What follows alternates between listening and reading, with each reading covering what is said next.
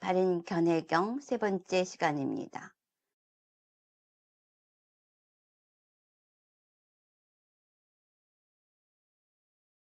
바른 견해경 삼마디띠 숫자는 지혜제일이라는 사리붓다 스님에 의해서 설하여진 것이라는 이야기를 이전 시간에 했죠. 그리고 이것은 또 그 분석지 파티삼비따 분석지 제일이라는 마하코티따 스님에 의해서 질문되어졌다고 했어요. 그래서 먼저 시간에도 이야기했지만 이것은 정말 지혜와 지혜가 만나서 질문하고 대답하는 그러한 장면들이다. 그래서 그 안에는 정말 굉장한 에센스가 있을 것이다. 이런 이야기를 했었습니다. 그러면서 사리푸타 스님이 그 무슨 주제를 던지느냐 하면은 그럼 정견, 올바른 견해라고 하는데 그럼 무엇이 올바른 견해냐라고 묻습니다. 그러면서 이제 그 도반 스님들이 그거 좀 이야기해 주세요. 우리가 정말 그 주의를 기울여서 잘 듣겠습니다. 이러니까 사리부타 스님이 질문하고 그리고 사리부타 스님이 이 대답을 하면서 이 정견이란 이러한 것이고 정견은 이러이러하게 얻을 수 있다라고 하는 것이 경의 내용이에요. 그럼 우리가 여기서 정견이 무엇인지 알아야 되고 어떻게 우리가 그 정견을 얻을 수 있는가 하는 것을 알아야 합니다.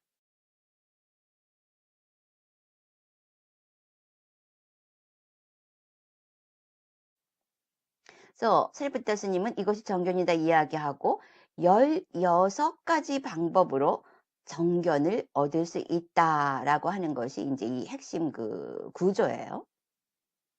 그랬을 때 그러면은 사리푸타 스님은 어떤 것을 정견이라고 정의를 내렸느냐 이건 논서에도 이제 있고 있는 것을 더 보탠 거예요.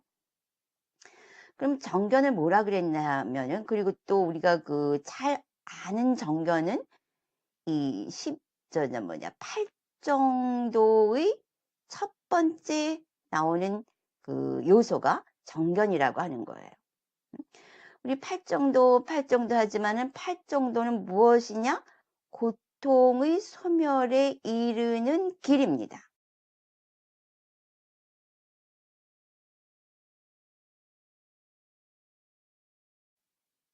음?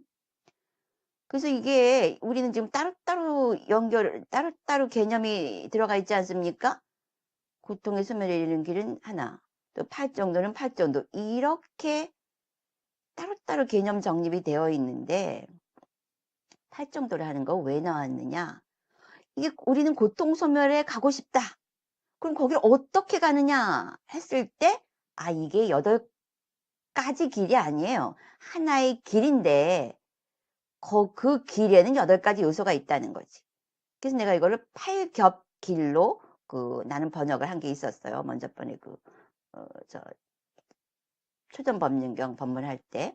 그래서 팔겹길이라고 나는 번역을 하는 것을 선호하지만 대중적으로 보면 아직도 8 정도라는 말이 쓰이기 때문에 8 정도라고 이야기를 하지만 이 8가지 길이 여기저기 퍼져 있는 게 아니라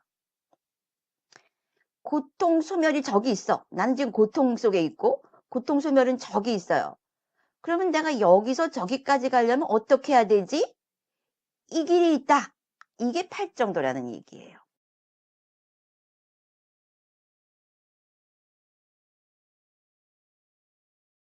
아리야 아탄기까 맞다. 응? 근데 이 길은 하나예요. 길은 하나인데 이 길 하나에는 8가지 요소를 충족해야만 이 길이 관통이 된다 하는 것입니다. 그래서 8 정도 얘기는 좀 나중에 하고 그랬을 때 그 고통 소멸로 가는 길의 첫 번째 요소가 바로 올바른 견해를 가져야 한다는 것이에요. 그런 측면에서 올바른 견해가 무엇인지 아는 것은 굉장히 중요합니다. 그러면 이 올바른 견해라는 것이 개념적으로라도 어떤 것인가 하는 그 정의를 정확히 알고 있어야 돼요. 그랬을 때 우리가 뭐라고 배웠냐 하면 먼저 시간에 이 올바른 견해는 2가지로 나눌 수 있다. 세간 쪽에 우리 세속에 사는 사람들에게 적용되는 올바른 견해가 있고 출세간, 그 아리아사와코들에게 적용되는 올바른 견해가 있다. 그랬습니다.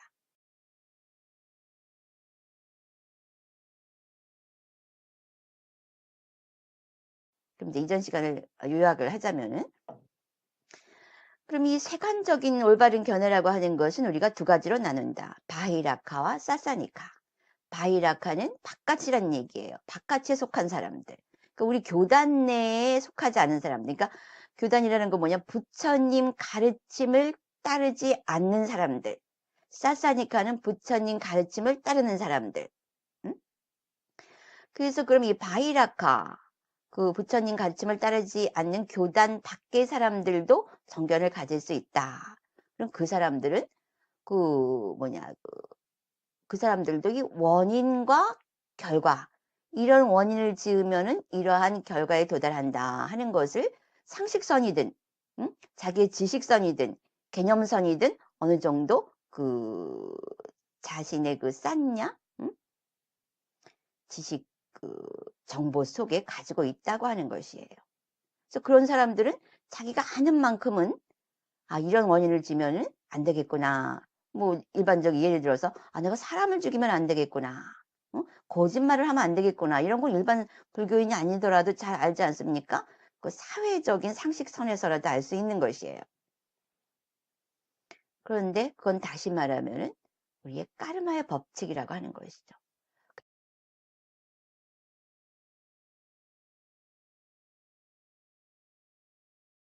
그래서 까르마의 법칙을 알고 있는 사람, 알고 있는 단계에서부터 정견이 시작되는 거예요.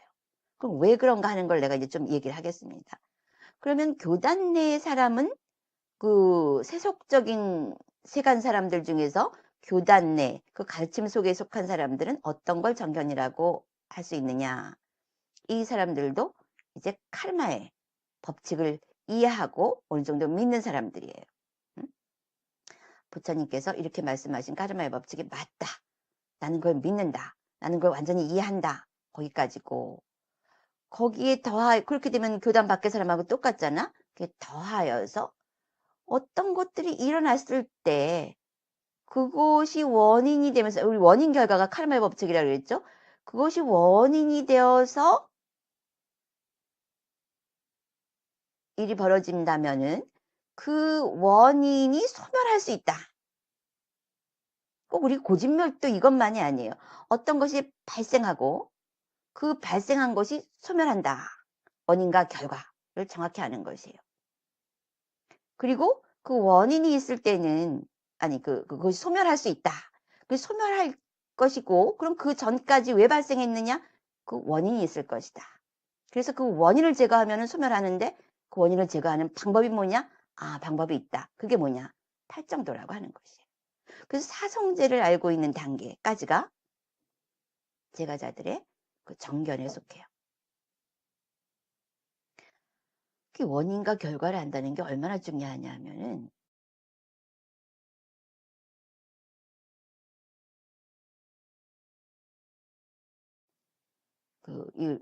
우리 교단이 만들어지기 바로 초창기 그 오비구들이 부처님께 법문을 듣고 꼰단냐가 수다원을 얻으면서 계속해서 이제 법문이 계속되어지지 않습니까? 그때 이제 세 명은 탁발을 나가고 세 명은 계속 그 오비구하고 부처님이니까 여섯 명이잖아요. 세 명은 탁발을 나가고 세 명은 계속 수행을 하고 이렇게 번갈아 가면서 탁발을 나가면서 수행을 계속했어요. 그때 아싸지 존자가 탁발을 나갔는데 이 아싸지 존자가 오는 걸 보면서 오빠띠사라는 한 그 외도지, 그때는 수행자가 깜짝 놀란 거야. 저 사람이라면은 분명히 깨달은 사람이거나 아니면 깨달은 사람의 제자일 것이다. 그래가지고 다가가서 물어봤어요. 당신은 무슨 가르침을 따르며 그 내 스승은 누구인가? 그랬더니 아싸지 존자가 난 지금 막 입문한 사람이기 때문에 그것을 말하기가 참 어렵다. 그랬더니 육바티사가 아니 그 한마디라도 좋으니까 좀 축약해서 알려달라. 그랬을 때 우리 스승은 원인과 결과를 말하고 어? 그 원인을 소멸함으로써 결과가 소멸하는 그것을 말한다. 이랬어요.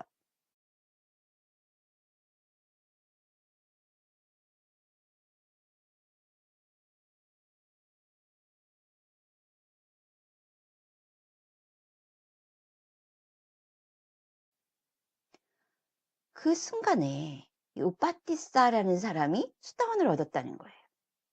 그 우빠티사가 누구냐? 바로 사리푸타 존자라는 것이죠. 그랬을 때 이 우빠티사는 모갈라나 존자하고 굉장히 절친이에요. 누구든지 스승을 만나거나 깨달음을 얻으면 서로에게 나누자. 그렇게 얘기가 됐었어요.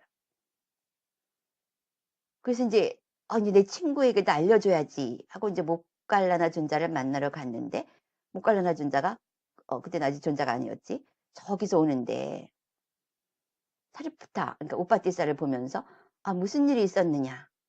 얼굴에서 막 광채가 난다. 분명히 깨달음을 얻었음이 분명하다.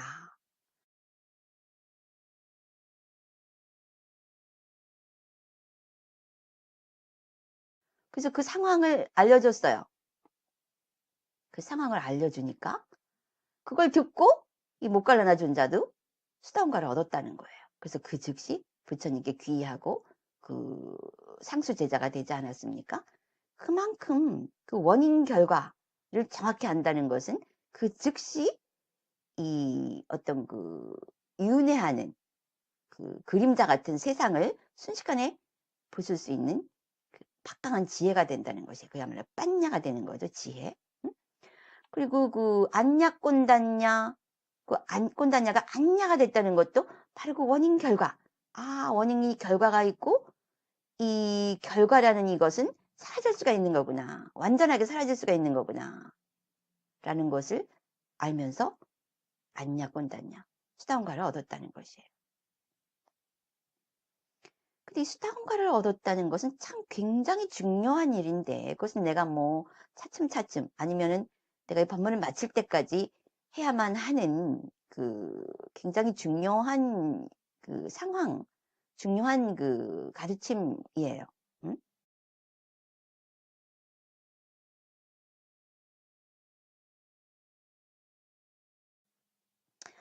그렇기 때문에 이 바이라카들도 이렇게 구체적이지는 않아도 세상에서 그래도 그 자신의 상태를 유지하기 위해서는 실행 차원의 원인 결과에 대한 지식을 가지고 있어야 한다는 얘기죠. 음?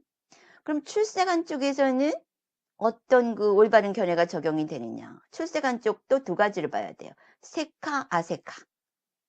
세카는 유학, 아직도 수행이 필요한 사람들. 아세카는 무학, 수행이 더 이상 필요 없는 사람들.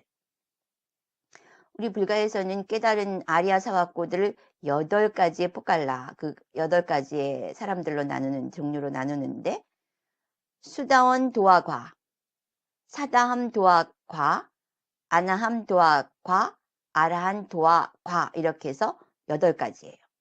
근데 이 8가지에서 아라한 도까지가 세카예요.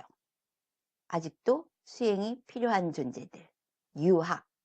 그리고 아라한 과만이 수행이 더 이상 필요 없는 완성된 존재라고 하는 것이에요. 그래서 이 세카들은 일단 세간 쪽의 중생들하고 뭐가 다르느냐? 그들은 이미 길 위에 올라와 있어요. 에스컬레이터처럼 일단 길 위에 온 건 안전해. 응? 그러면서 왜 그 수다원과를 얻으면 3가지 족쇄가 끊어지면서 불법승 삼보에 대한 흔들리지 않는 믿음이 생긴다고 하죠.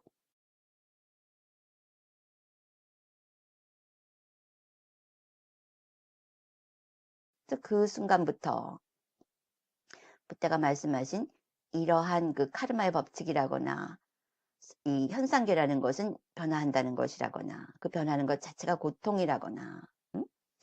그리고 거기에 그 나는 없다. 또 12연기가 이 현상계에 적용되어서 운영되고 있으면 윤회가 있다. 이런 이야기에 대한 적이 없어요. 의심이 없어요. 왜? 자기가 직접 그 순간 잠깐이지만 경험이라는 걸 했거든. 간장을 딱 먹어본 사람은 수백만 사람이 간장이 달다 해도 말을 하건 안 하건 자기는 아는 거야. 간장은 달지 않고 짜다 하는 걸 아는 거예요. 그거는 상대적인 게 아니야. 누가 인정하던 안 하던 전혀 상관없이 간장이 짜다 하는 건 자기는 알아요. 절대적이 흔들리지가 않지. 그 순간부터 언쉐이커블한 믿음이 생기는 것이. 그게 진짜 믿음이에요. 믿습니다 하는 게 믿음이 아니라 경험했기 때문에 믿을 수밖에 없지. 그게 믿음이라고 하는 것이. 응? 그 아세카, 무학은 뭐냐? 더 이상 수행이 필요 없어. 완전해. 그냥 행동해도 어떤 것에도 그 부딪힘이 없고, 그리고 또 고통이 없어요.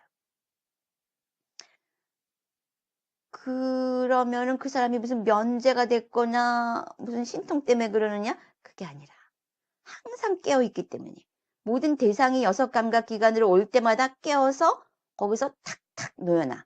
그 놓는 그 힘, 그게 awakening. 그게 그 깨달음의 파워라고 하는 것이에요. 그러니까 이 존재들은 항상 깨어있는 상태라는 거지. 그래서 어떤 대상이 와도 고통을 주기 전에 놔버리는 거예요. 느낌이 오면 느낌으로 놓고, 상이 오면 상으로 놓고, 형상으로 오면 형상으로 놓고, 소리로 오면 소리로 놓고, 순간순간마다 나요. 식조차 놓여진다는 거지.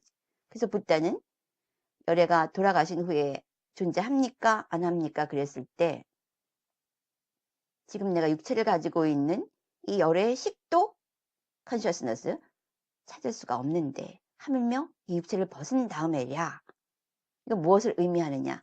식조차도 순간순간마다 놓으면서 새로운 식이 보고 그 식을 또 놓고 또 놓고. 그래서 아라한의 상태는 무슨 뭐 환상적인 상태가 아니라 계속해서 아주 초초마다 깨어있는 그 상태가 계속 유지되는 그 깨달음 자체의 상태를 말하는 것이에요. 그렇기 때문에 더 이상 수행이 필요 없는 아세카, 무학의 상태라고 하는 것이에요. 그래서 출세간의 정견은 수다원부터 시작이 돼요.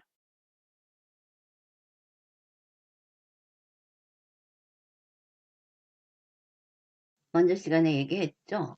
그 수다원도 우리는 지금 여전히 깨달음에 대한 어떤 막 환상을 가지고 있는데 수다원이 되는 것은 단마차쿠를 얻어서 법안이 열렸다 그러는데 또 법안이 열렸다 그러면 뭐 여기서 뭐 그 600만 불의 사내가 쫙 보듯이 이런 게 아니라 지혜를 얻은 거예요. 법안. 일어난 이 현상계의 모든 것은 사라지는구나.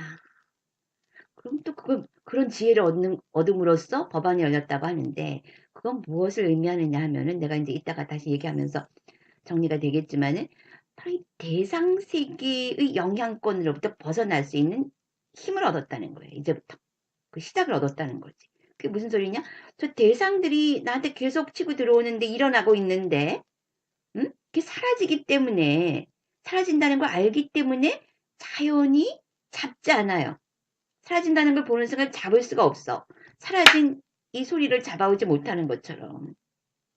그럼으로써 대상 세계가 주는 구속에서부터 벗어날 수 있는 그 시작점에 있다 하는 의미에서 그들이 이제 길 위에 들어섰다고 하는 것이에요. 그렇게 해서 거기서부터 바로 그걸 정확히 아는 순간부터 출세간의 정견이 시작된다고 하는 것입니다.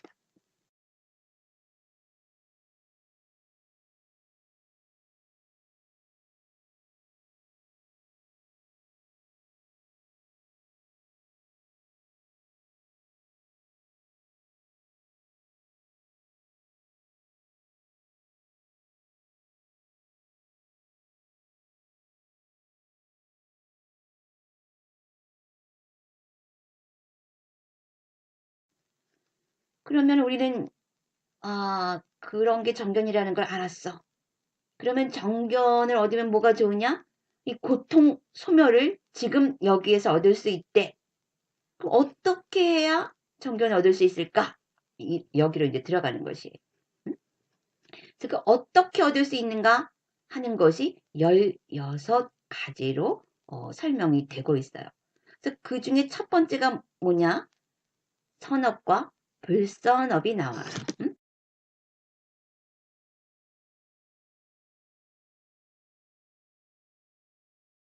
우리가 그 정견을 이렇게 좋은 정견, 고통 소멸 또는 그 고통 소멸을 얻음으로써 그 길 위에 들어선다. 어떤 길이냐? 고통 소멸로 가는 길. 갈 수 있는 그 정견. 얻을 수 있는 16가지 이 종류가 나오는데 그 중에 첫 번째가 이 선업과 불선업이 나와요. 그러면 이 사리푸타 스님은 지혜 제일이에요. 그러니까 아라한 스님이란 말이지. 응? 근데 첫 번째 우리가 정견을 얻을 수 있는 방법으로서 이 10가지죠. 응? 선업과 불선업을 얘기했다는 말이에요. 그러면 우리가 이 경전을 앞으로 뒤로 계속 여러 번 읽어도 읽기는 읽었는데 무슨 말인지 모르겠다 하는 게 무엇이냐 하면은 이 아라한들은 자기 상태를 이야기해요. 그래서 지금 고통소멸이라는 얘기가 나왔을 때 이 사리불 스님에게 가장 중요한 요소를 떠오른 것이 바로 이 선업과 불선업이라고 하는 것이었어요. 왜 그랬을까? 응? 여기서 보면은 이 깨달은 제자가 여기서 해롬이라는 말도 좋아요. 왜냐하면 나한테 해롭다 하는 그 개념이 직접 들어오기 때문에. 근데 우리 이제 불교도들에게는 불선업이란 말이 더 많이 이해가 될 거예요. 가깝게. 응? 그래서 두 개를 함께 쓰겠어요. 해로움, 즉 불선업. 여기서 우리가 그 빨리어를 하나 알아둘 필요가 있는데 굉장히 많이 나와요. 여기서 불선업에 해당되는 빨리어는 아쿠살라예요. 아쿠살라. 선업은 쿠살라고. 그래서 이 지금 이게 왜 설명이 되는가를 알아야 돼요. 이거를 알면 우리가 정견에 도달한다. 그 정견에 도달하면 뭐가 좋으냐? 고통, 소멸에 도달한다. 이래서 좋은 거예요. 어? 그렇기 때문에 그러면은 이 불선업이 왜 나오며 불선업이라는 건 뭘까? 하고 이제 알고 싶은 마음이 생깁니다. 그랬을 때 우리가 정견에 도달하려면 사리불 스님이 말씀하시기를 불선업을 완전히 이해해야 한다. 그럼 나오잖아. 뭐 살생하지 말라. 나도 이해하는데 도적질하지 말라. 나 그거 이해해요. 사음하지 말라. 나 그거 이해하는데. 그렇기 때문에 여기 빠자나띠라는 말 먼저 했죠. 빠자나띠. 완전히 이해하고, 어? 뭐 꿰뚫어 이해하고. 응? 왜 이 꿰뚫어라는 강조를 썼겠어요? 어? 아주 그 뿌리까지 이해를 해야 된다는 얘기지. 이제 하나하나 조금 이따가 설명을 하겠어요. 응? 이 정견을 얻기 위해서 첫 번째 나온 덕목이 뭐냐? 고통 소멸에 도달하기 위해서 닛바나에 도달하기 위해서 첫 번째 나온 덕목이 바로 불선업을 알아라 이 얘기라는 거예요.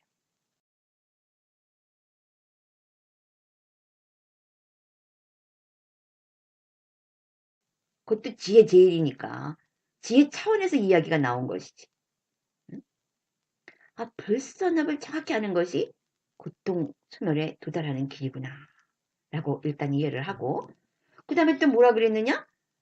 그 불선업이 있는데 그럼 그 불선업은 왜 생겼느냐?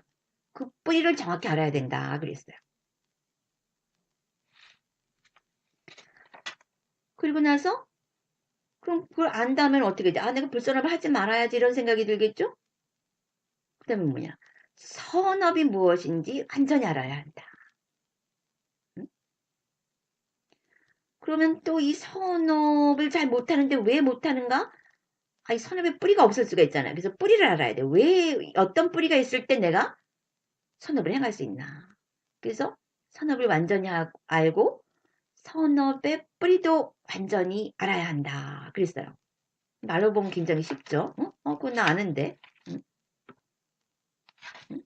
그렇게 분명히 알 때 깨달은 제자가 올바른 견해를 가지고 견해가 올곧으며 그런 사람만이 견해가 올곧다고 할 수 있는 거야. 그 이런 법에 대해 흔들리지 않는 진정된 믿음을 지니고 정법에 도달했다고 한다. 그랬어요. 근데 사실 이 지금 십선업, 십불선업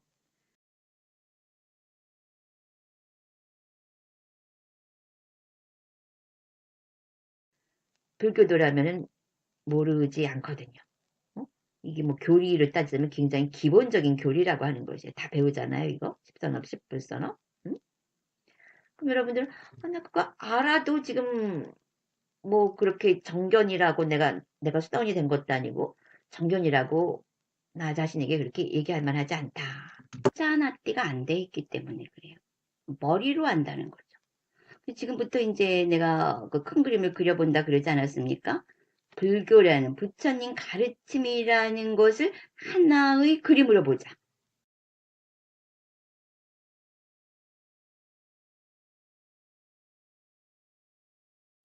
너무나 방대하게 옆으로 나가는 그쪽을 따라가지 말고 이렇게 한눈에 딱 들어올 수 있는 우리 한국 지도 딱 보듯이 여기 부처님 가르침이구나 하고 한눈에 딱 들어올 수 있는 그 그림을 한번 살펴보자는 얘기예요. 응? 그러면 왜 우리가 머리로 가는 불교가 아닌지 오히려 그것이 바이라카, 사사니카가 아닌 바이라카에 속할 수도 있다는 것을 우리가 이제 이 진짜 부처님 가르침이 뭔지 알면은 그것이 그 수긍이 될 것입니다. 그래서 뭐라 그랬느냐? 이 불선업을 알고 그 뿌리를 알고 선업을 알고 선업의 뿌리를 알면은 그러니까 빠져났대 하면은 뭐라 그랬냐? 탐진치를 버리고 무지가 버려지면서 지금 바로 여기에서 고통의 완전의 수멸을 얻는다 그랬어요. 그게 뭐예요? 니빠나죠. 응? 그러니까 우리가 니빠나라는 것이 무슨 형이상학적인 것이 아니에요. 십선업의 맨 처음에 뭐가 나와? 살생하지 않는 거. 응? 살생하지 않고 도적질하지 않고 싸움하지 않는 거. 니빠나의 시작이 여기서부터 시작된다는 거예요. 고통 소멸이 여기서부터 시작이 된다는 거죠. 그래서 우리가 이걸 이론으로 접근하면은 그냥 좋은 그림에 불과해요. 정확히 안다는 것은 진짜 안다는 것을 말해요. 정말 살생 안 하고 도적질 안 하고 육체적으로 나쁜 성행위를 하지 않는 거 이런 거서부터 니빠나가 시작이 된다고 하는 것이에요. 그럼 왜 그런가? 응? 그럼 이걸 이제 하나하나 살펴보는 거는 좀 이따 하기로 하고 그럼 이 불선업과 선업이 이렇게 중요한데 그것이 바로 그 니빠나의 시작점이라고 할 수 있는데 우리 니빠나를 지금 굉장히 멀리 보지 않습니까? 나도 오늘 살짝 안 했는데 나도 오늘 아무것도 훔치지 않았는데 나 오늘 그 청정하게 살았는데 그러면은 그 사람은 오늘 그 니빠나로 가는 그 길을 조금씩 닦고 있는 것이에요. 도로공사가 이제 조금씩 시작이 되고 있는 것이에요. 아직 길이 완전히 들어서진 못했다 할지라도 그 길을 이제 닦고 있는 것이지. 그러면은 이러한 그 십선업, 십불선업이 행하여지는 곳이 어디냐? 어디예요? 응? 여러분이 그 십선업, 십불선업을 책에서만 봤거든. 불교 책에서만 봤거든. 그래서 문득 생각하기를 그 책 속에 있던데 라는 생각이 떠오를 수도 있어요. 그 사람은 조금 바이라카로 갈 수도 있어. 응? 교단 밖의 사람. 교단 내 사람은 어떻게 생각을 해야 되느냐. 이 십선업과 쿠살라가 행하여지는 거기가 어디냐. 어디예요? 바로 나의 오늘 하루였다. 그럼 내가 오늘 이제 이걸 하기 위해서 뉴스를 좀 봤어요. 응?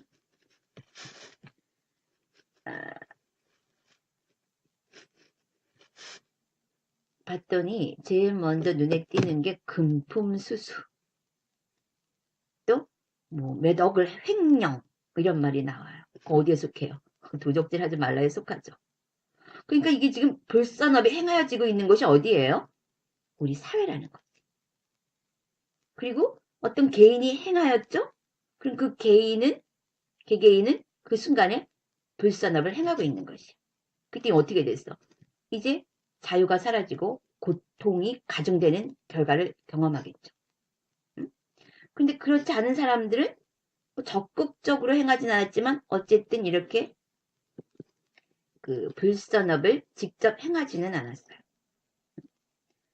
그 다음에 뭐가 나와요? 성추행. 성추행 지금 오늘 보니까 이거는 안 나오는 날이 없어요. 뉴스에 보면은. 이거 성추행. 어디에 속해? 세 번째에 속하잖아요. 섹슈얼 미스컨덕트. 그러니까 이 식불산업이 행하여지는 곳이 바로 우리의 일상생활이고 바로 이 사회예요. 그리고 그 사람 개개인은 바로 그 장면, 그 일상, 그 순간에 이 불산업을 행한 거예요. 그리고 지금 뭐예요? 결과를 경험하죠? 그게 뭐야? 원인 결과 아니야, 원인 결과. 근데 이 사람들이 이 원인을 분명히 알았다면은 아까 빠져나뛰가 이런 의미예요. 원인을 분명히 알았다면은 이런 일을 안 했을 거예요. 그게 탐심이 있기 때문에 그리고 그 즐거움에 대한 도착된 갈망 때문에 이러한 행동을 해요. 그 안에 뭐가 있어요? 탐심과 어떤 사람은 막 그 이혼을 해달라는데 이혼을 안 해주니까 죽인다거나 막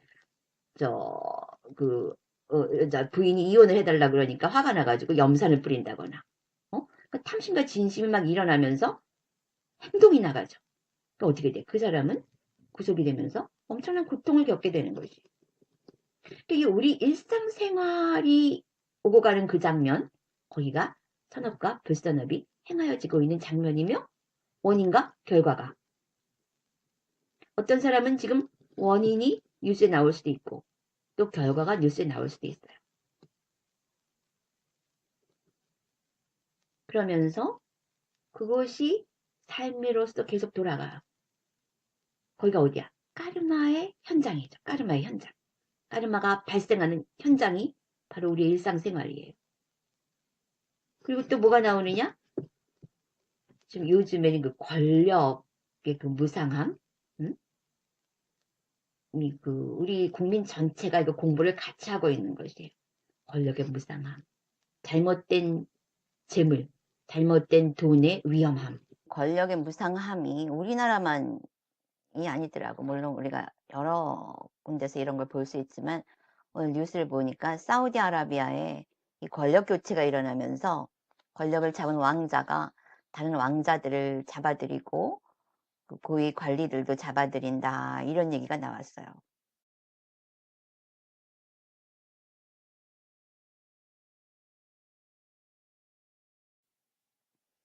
근데 한 왕자는 헬리콥터 타고 가다가 사망을 했다고 하는데 그 사람이 굉장한 재벌이랍니다. 그 지구상의 1%가 되는 재벌인데 그때 그 돈이 무슨 소용이 있겠어요. 그러니까 우리는 여기 이런 걸 보면은 그게 죽죠? 그 사람이 죽었어. 끝난 것 같지만 천만의 말씀이에요. 사실 우리가 이제 그 죽음을 두려워하는데 이 물질인 몸을 바꾼다, 죽는다 하는 것은 두려움이 아닐 수 있어요. 어떻게 보면. 진짜 두려움은 뭐냐? 다시 생을 받으면서 내가 행동한 것들의 결과를 경험하는데 어떻게 경험할 것이냐? 그게 무서운 거예요, 사실. 근데 죽음과 삶 그 부분에서 다시 자세히 이야기하겠지만은. 그래가지고 이 1%, 상위 1%의 재벌이 죽은 거예요. 그러니까 삶은 계속해서 우리 그게 태극에 나오죠? 태극에 이렇게 라인이 있잖아?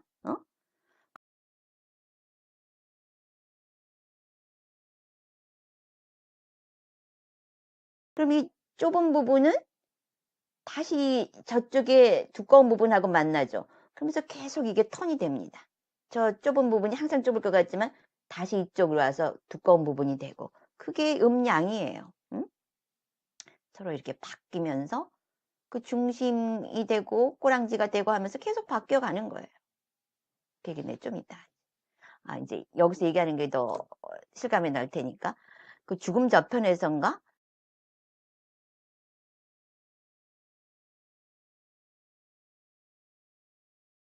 이 삶을 굉장히 불황화로 살던 사람이 죽어서 그 임사체험이라는 걸 한 거예요. 근데 그 임사체험이라는 것이 지금 굉장히 과학적으로 많이 증명이 되고 뭐 의사들도 어떤 한 의사가 그 임사체험을 하고 나와가지고 자기가 경험한 세계를 이야기하고 이러는 책도 내가 봤는데 뭐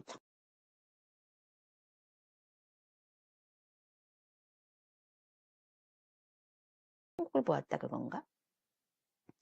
근데 내가 왜 이런 거를 그냥 흘려듣지 않느냐. 그 사람들이 얘기하는 그 의식 상태가 우리가 명상에서 경험한 의식 상태와 굉장히 비슷했다는 거예요. 그랬을 때 이 사람들이 공통적으로 하는 얘기가 뭐냐? 거기에서 순식간에 자기의 일생이 탁 보이는 거예요. 그러면서 자기가 자기 모습을 보는데 자기만 보는 게 아니야. 자기와 만났던 그 사람들 있죠? 어? 만일에 이 사람이 불황아로서 그 힘 약한 애들을 막 때려줬어. 그럼 그 사람들이 모욕감과 그 피 흘리면서 엄청난 고통을 느낄 거 아니겠습니까? 어? 그런데 그때 자기가 자기 모습을 보는데 그 때리는 내 입장이 아니라 맞는 사람의 느낌이 그대로 전달이 되더랍니다.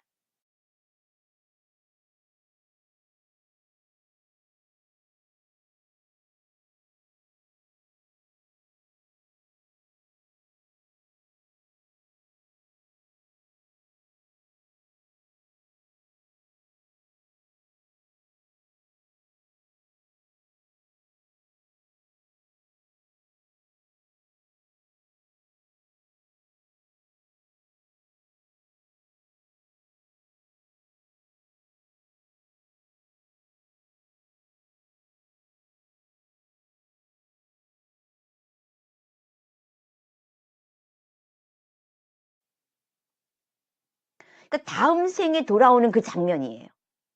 만약에 이 사람이 거기서 마음이 바뀌지 않았으면은 그냥 그 기억을 가지고 그 행위의 결과를 가지고 다시 태어났으면은 자기가 거기서 봤던 그 사람들, 자기가 괴롭혔던 사람들이 느꼈던 그 고통이 있죠. 거기서 자기가 봤잖아. 거기 이제 자기가 때리고 그 맞는 아이들이 이제 한 장면으로 같이 나오는데 왜 자기 기억 속에 그게 있잖아요. 기억이 굉장히 중요하거든. 다음 생에 소스가 되는 거야. 그랬을 때 자기가 나라고 생각해서 때린 사람이었는데 사실 거기서 지켜볼 때 자기가 경험하는 건 맞는 사람들의 굴욕감과 물리적인 고통이었다고 하는 것이에요. 그러면은 이제 이 사람이 이걸 다 보면서 자각을 했으니까 이 마음의 패턴이 바뀌지 않았습니까? 그게 다른 사람이란 말이야.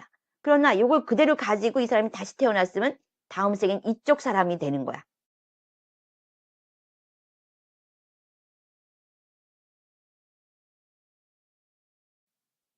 이쪽 사람이 되어 가지고 이 사람한테 자기가 경험했던 걸 줍니다.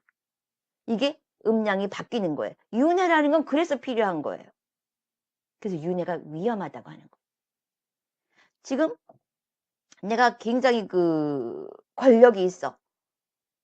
지금 계속 그게 유지될 것 같죠. 죽고 나서도. 그럼 그 권력 때문에 상처받은 사람들이 있을 거 아니야. 다음 생엔 그 역할이 된다는 거지. 그게 에드가 케이시 파일에 나와요.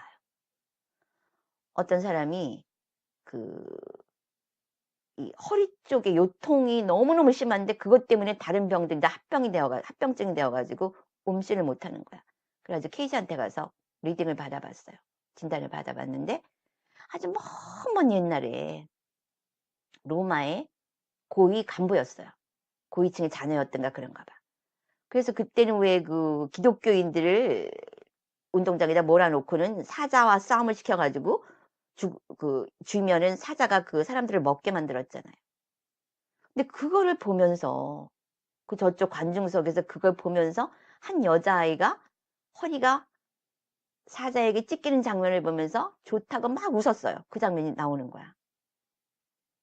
근데 딱 그 허리 장면에 그 허리 장면, 허리가 지금 이 생에 굉장히 아파가지고 다른 모든 합병증의 근원이 돼가지고 아무 생활도 하지 못하는 삶이 그대로 무너져 버리는 그런 경험을 지금 이 생에 하고 있는 거예요.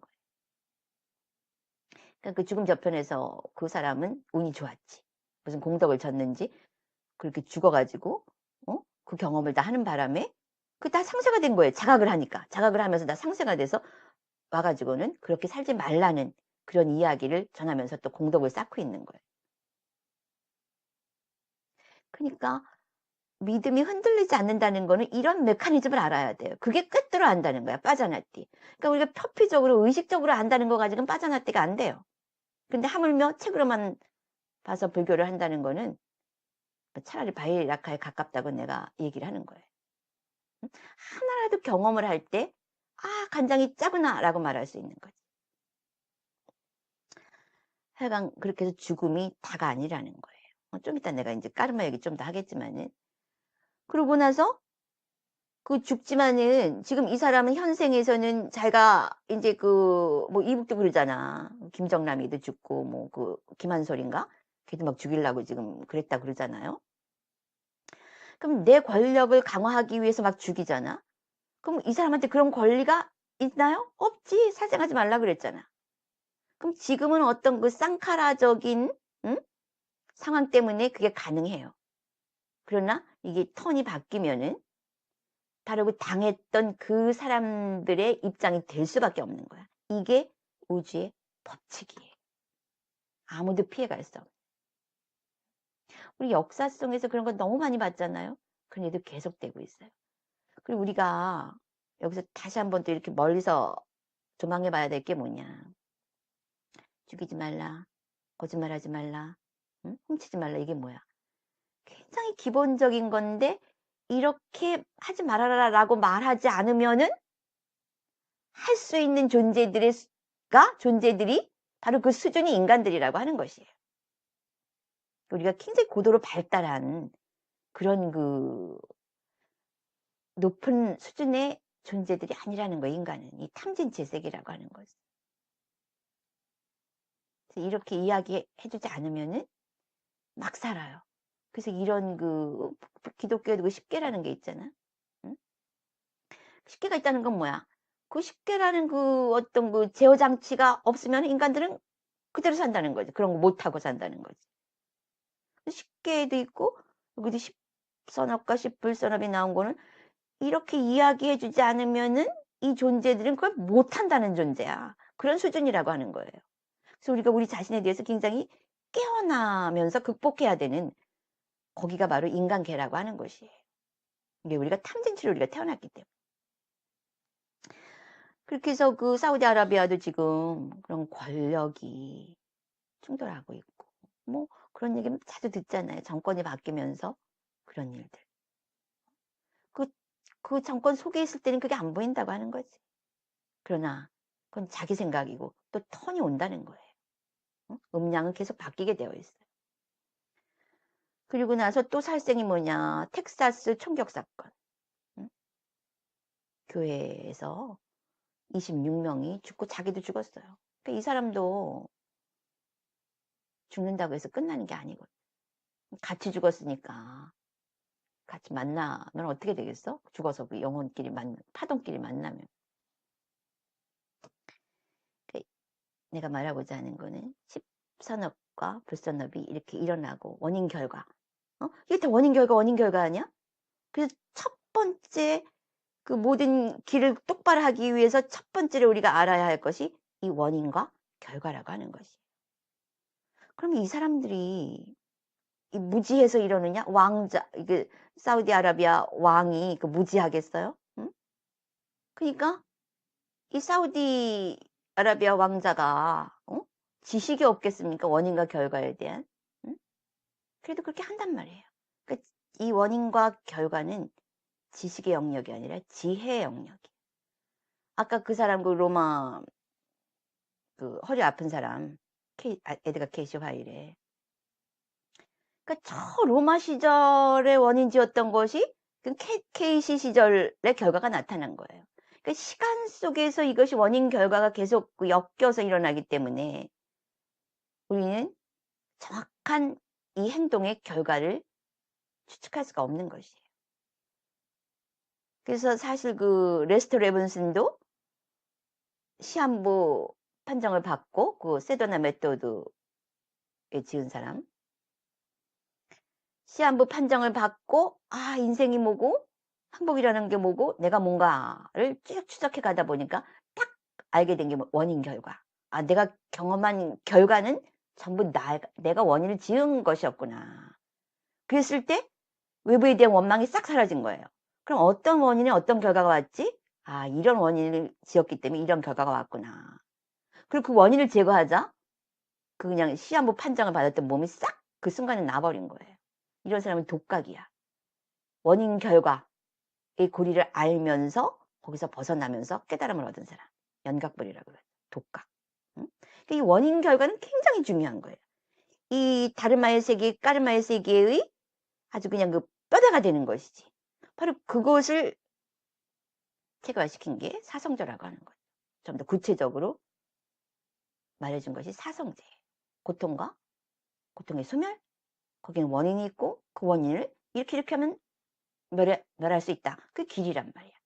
그 고진멸도 이렇게 하면 안 되는 거지. 그러니까 모든 것이 그냥 사성제 팔전도기 부처님 말씀이 한순간마다 다 함께 이루어지고 또 사라지고 함께 이루어지고 사라지고 그게 무상 아니자라고 하는 것이고 자꾸 옆으로 나가면 안 되고 하면서 그러면서 우리는 그 원인과 결과를 모르는 거예요. 원인과 결과를. 내가 그 기독교 며칠 전에 기독교 자기계발서를 딱 펼쳐보니까 첫 장면에 뭐가 나오느냐? 그 게임의 법칙이라는 건데 인생은 하나의 게임인데 어떤 게임이냐? 기브 앤 테이크의 게임이다. 거기서 까르마를 이야기하고 있어요. 그러니까 이 까르마의 법칙이라는 것은 존재하는 모든 존재들에게 적용이 되는 거예요. 원인 결과의 법칙. 기독교 서적인데 까르마 얘기를 하고 있더라고요. 근데 문제는 뭐냐? 우리가 밥을 먹으면 화장실 간다. 이건 아는데 이 행위가 어떤 결과를 가져올지 모르기 때문에 그 원인을 막 짓기도 하고 또 결과에 봉착해가지고 자꾸 원망을 하게 돼요. 그랬을 때 이 경에는 그 원인 결과를 어떻게 이야기하고 있나. 사실 내가 에드가 케이시 파일을 막 찾아서 그냥 그 목마른 사람이 물 찾듯이 그걸 보게 된 거는 아무리 경을 찾아봐도 자세한 얘기가 안 나와요. 경에 나오는 건 이 정도예요. 내가 그 이번에 그 메타에 올렸죠. 응? 왜 누구는 가난하고 누구는 부자로 삽니까? 우리 이 의문이 항상 들잖아요. 응?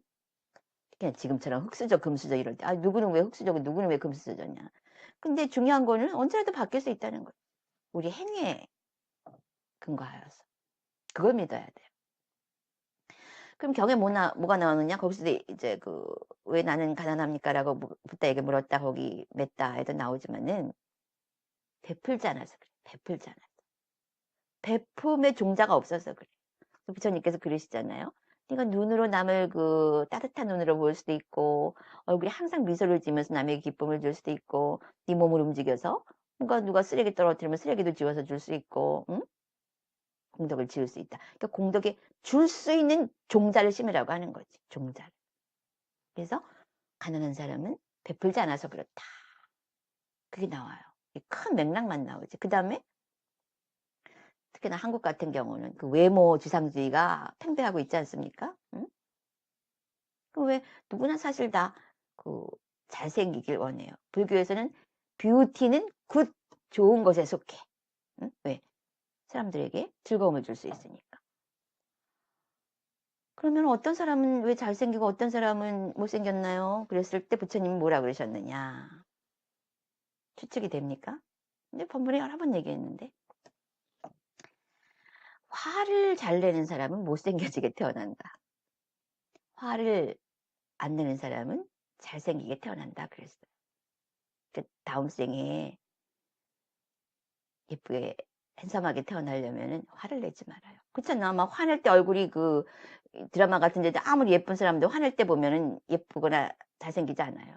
못생긴 사람도 화 안 내고 차분하면은 예뻐 보이고 잘생겨 보일 때가 있단 말이에요. 그게 계속 인생의 축적이 돼봐. 다음 생에는 그게 아름다움, 응? 잘생김으로 나타나는 것이에요. 그 우리 저 지금 그 잘생긴 배우나 탤런트들이 대접을 많이 받잖아요. 그럼 그만큼 자기 그 외모를 만드는데 공덕이 있다는 얘기지. 그 부분적으로 보면은. 응? 그리고 어떤 사람은 그 인기가 있고 어떤 사람이 인기가 없습니까? 줄반장도 못합니까? 어떤 사람은 그냥 막 그 나가라 회장해라 그러는데 어떤 사람은 줄반장도 안 시켜준단 말이야. 왜 그러냐? 다른 사람이 잘 될 때 박수 쳐주고 칭찬해주고 이런 사람은 태어났을 때 그 종자를 연하여 남에게 박수를 받는다 이거예요. 근데 남 잘 되는 거 뒤에서 험담하고 이간질하고 이런 사람은 다음에 태어났을 때 인기가 없다는 거지. 굉장히 합리적이죠. 또 그것만 가지고는 이 모든 그 현상계의 일이 잘 해결이 안 돼. 도대체 왜 이렇게 되고 이렇게 되고 이렇게 될까? 나도 출가 전에도 이런 거 굉장히 많이 궁금해했어요. 이 사실 에드가 케이시의 번역본은 내가 출가 전에 이미 읽었는데 에드가 케이시의 파일에서 몇 개를 얘기하자면은 아까 그 로마 시간을 거슬러서 결과가 나타나요. 그리고 또 저기 그 희망적인 거는 한 여자가 이 손만 아름다운 거야. 그래가지고 이 손 화장품 광고가 많이 들어왔는데요. 들어와가지고 그 이 손 덕분에 먹고 살고 잘 사는 거야. 다른 데는 그렇게 아름답지 않거든. 그래서 이 또 에드가 케이시한테 왔어요. 리딩을 좀 해달라. 이게 어떤 원인이 있느냐. 그때 이 사람이 어느 생인가 수녀였어요. 수녀. 근데 수녀들이 헌신을 많이 하잖아요. 그래서 이 손을 가지고 더러운 것, 남들이 하지 않는 더러운 곳을 깨끗하게 이 손으로 계속 청소를 한 거야. 뭐 수채꾼형이라든가 더러운 것들을 자기 손으로 다 써서 그걸 깨끗하게 만들었어요. 그러니까 이 손으로 다른 대상들을 깨끗하게 만들었죠. 그러니까 이 손에 아름다움의 종자가 생긴 거야. 원인 결과가 얼마나 정확해요. 응? 그러면서 지금 이 생에 이 손 하나만 가지고도 먹고 살고 좋은 평판을 얻는 그러한 좋은 결과를 경험하게 되는 것이 정확하잖아요. 그 다음에 그 한국에도 보면 전생을 읽어드립니다. 그런 책이 있더라고. 그래서 읽어봤는데 가장 인상적인 게 이거였어요. 뭐 조선시대인가 하여튼 뭐 옛날이야. 근데 이 시아버지가 며느리를 의심을 하는 거야. 아들로 두고 종하고 바람이 났다. 근데 이 아들이 몸이 약해요. 몸이 약해서 병약하니까 그 며느리가 뭐 일 시키고 이럴 때 이제 그 노비가 있을 거 아니야. 그때 하인이 있을 거 아니에요. 그래서 하인을 하는데 어느 장면에서 시아버지가 그런 생각을 한 거야. 아들이 병약하니까 이 며느리가 하인하고 바람이 났구나. 뭐 그 정황 증거가 또 있겠죠. 응? 근데 며느리는 나는 억울하다 그랬어요. 근데 옛날에 그랬듯이 시아버지의 그 권력이 크잖아요. 며느리가 무슨 힘이 있겠어 그 하인하고. 그래서 두 사람을 그 그 돗자리인가 뭐 이렇게 말아가지고 멍석말이를 해가지고 죽여버렸대요. 그때 그 시아버지는 자기가 옳다고 생각했겠지. 부정한 며느리, 또 병약한 내 아들을 배신한 며느리. 근데 며느리 입장에서는 자기는 안 그랬다 이거지. 그 상황은 우린 몰라요. 누가 옳고 그른지. 그랬는데 바로 이 생에 이 여자분에게 상담하러 온 남자가 이 이야기를 하는 건데 그 남자가 바로 시아버지였어요. 그새. 근데 이 사람이 왜 상담하러 왔느냐? 자기 부인이 바람을 피운다는 거야. 근데 이 리딩 하는 사람이 보니까 그 며느리가 지금 부인이라고 하는 거예요. 자, 정리를 해봐요. 시아버지가 며느리가 바람났다고 멍석말이해서 죽여버렸어. 하인하고. 근데 이 생에 그 시아버지와 며느리가 부부를 만났어요. 근데 며느리는 그때 억울했었나 보지? 그 지금 와서 네가 나한테 바람 피워서 죽였으니까 내가 너한테 부부를 만나서 바람 피운다. 그걸 뭐 알고 있는 게 아니에요. 그렇게 하겠다는 게 아니야. 근데 그때 그 한 맺힌 거, 그 행위들이 다음 생에 이렇게 만나면서 이렇게 작동을 하는 거예요. 굉장히 무서운 일이죠. 윤회라는 게. 만만히 볼 게 아니에요. 죽음이 두려운 게 아니야. 죽음 이후에 다시 받게 될 그 생이 두려운 거예요. 자기가 행동한 것들이 자기에게 날라와요. 그건 거부할 수가 없어. 그러면은 왜 이 남자가 이 여자하고 이혼하면 되잖아. 근데 이혼하고 싶은 마음이 안 드는 거야. 그 괴로움을 당하면서도. 왜? 당해야 돼. 당해야 돼. 그래야 이게 해결이 돼요. 그때 그 며느리가 한 맺혀서 죽었을 때 그 고통을 자기가 당해야만 이게 해소가 되게 되어 있어요. 참 이걸 알면 무서운 거죠. 응? 그러니까 관계라는 것은 사실 다 이렇게 만들어지고 있는 거예요. 그래서 원인 결과가 사라지면은 이 세상은 환상이라는 거예요. 그 원인이라는 종자가 이렇게 적절한 조건을 만나면 이벤트 호라이즌, 사건 발생선에서 발생하고는 사라져 버려요. 그런 측면에서 일어나고 사라지는 이 모든 것들이 하나의 환영이라고 하는 것이. 원인이 없으면 안 일어나거든요. 그리고 또 하나, 왜냐면 여러분들이 윤회를 굉장히 피상적으로 생각을 하기 때문에 내가 얘기를 해줘요. 또 하나가 뭐냐면은, 이건 내가 여기 한국에 절에 와서 연수 갔을 때 들은 얘기인데, 어떤 절에 있는 비구가 신이 내려갔다가 예쁜 아가씨를 만났어요. 그래서 마음에 들어가지고 자꾸 내려가다 보니까 좋은 마음이 일어난 거야. 3일 동안 그 여자하고 시내에서 살았어요. 살아보니까 별거 아니더라 이거야. 그래서 그 여자를 버리고 자기는 다시 돌아와서 승려 생활을 했어요. 그리고 죽었겠지. 그랬는데 그 다음 생에 이 남자가, 비구였던 이 남자가 여자를 태어났어요. 그랬는데 결혼을 했어요. 남자가 3일 만에 죽어버린 거야. 이게 시작은 어떻게 되느냐 하면은 한 그 큰 스님이 법상을 열어서 그 이제 모인 대중들에게 누가 내 시봉을 좀 하겠느냐 이 법회 기간 동안. 그랬더니 한 비구니가 제가 하겠습니다 그런 거예요.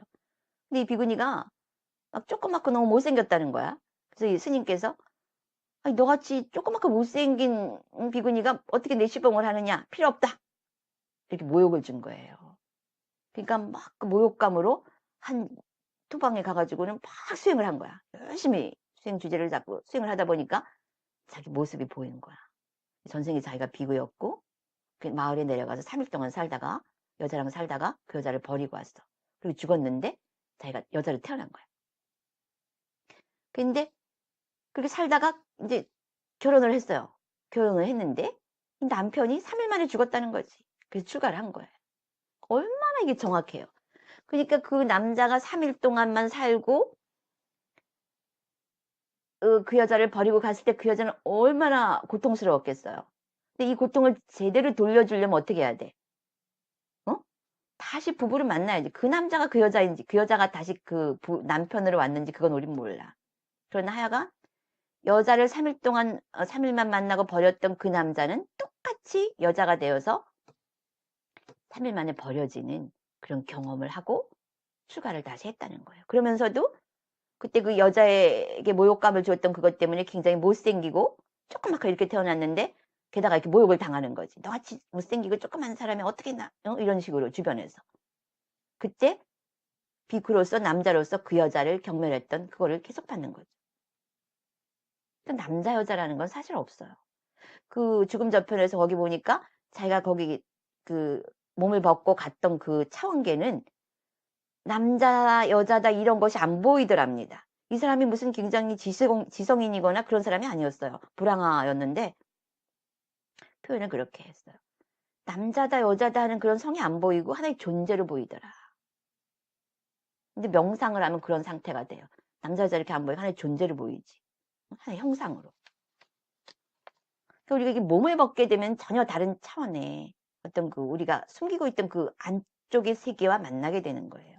그 죽음 그 자체가 무서운 게 아닌 거지.